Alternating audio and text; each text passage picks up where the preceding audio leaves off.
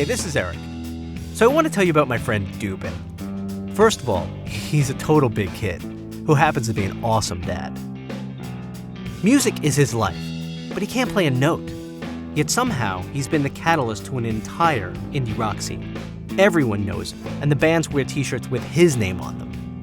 Depending on the day, he's a promoter, a graphic designer, a music manager, an award-winning video director, a record label owner, a radio show host, a TV producer. Oh yeah, and he's a killer photographer. Sometimes it's like I'll just pretend one of them is what I do all the time because it's easier than the conversation of trying to explain. It's like, oh, well, you're a music photographer, right? I'm like, yep. Mm-hmm.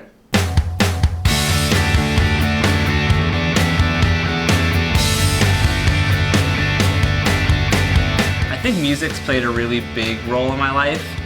I've always been a fan of music. In high school, I kind of discovered the music scene on Long Island, and I fell in love with it right away.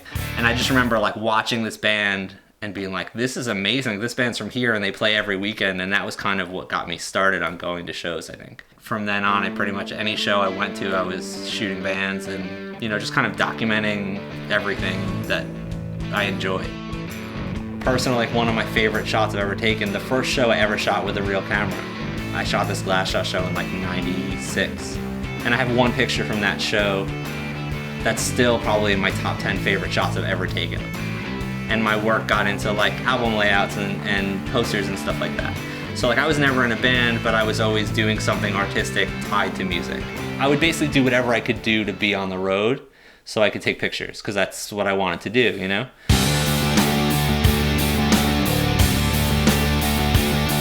So it's like with the Get Up Kids, I would go out and I would just document everything. I'd video, I'd take pictures, whatever. I would just always end up on James' side of the stage because he played keyboard, so it was like, there was always like a nook, and he's funny, so he'd make me laugh, and like, he would talk to me like in the middle of the song, like we'd just be hanging out. My friend had this idea, he's like, you should make James a shirt with an arrow that says, I'm with Dubin, and just have it point, because you're always over there.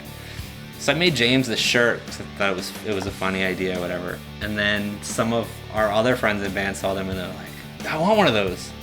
So I made like 5 of them.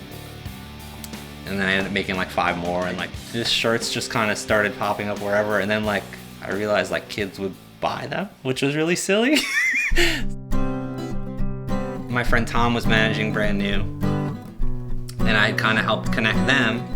And then when he was up at K-Rock getting them added for a single, the music director was like, I want to do a local music show. Do you know anybody who could host? And Tom just threw my name out there. I had no radio experience at all. And from there, like, I ended up having a show on K-Rock for like 6 years. I was the only person on K-Rock programming their own show. It wasn't like anything else they had. Like I wasn't at K-Rock recording. I was recording in my house myself. And if we had bands on, the bands would come to my house and play in my office or in my kitchen or whatever. It was just fun. I am maybe partially a collector or a hoarder. But I'm not hoarding like dead cats in my fridge or anything fun like that. I have a lot of toys. I have a lot of records. I have a lot of sneakers. I would say it's probably like 200 pairs still, disgustingly enough. I'll show you Olivia's room's over here. Okay. Probably one of the biggest influences on just my life in general and the way I look at everything is my daughter. She just turned 6, and it's just like, she's like my best friend. She's awesome. Like, she's always loved music. When she turned 3, I got her this like completely like indestructible like digital camera, like you can throw it down the stairs. And like, she'll take her camera to shows with me, and like there's been times where like she's in the photo pit with me, like taking pictures. I just enjoy taking pictures, And when some of my friends who are now in bands that are bigger come through, like, I don't even want to shoot. Sometimes I just want to go and hang out. So sometimes I'll just like go down in the photo pit and I just take out my iPhone and I just start shooting like Instagram stuff. It's funny to me because there's this whole ordeal of like trying to get a photo pass if you don't know anyone to ask. And then it's like, if it's somebody you're friends with, like you can pretty much do whatever you want.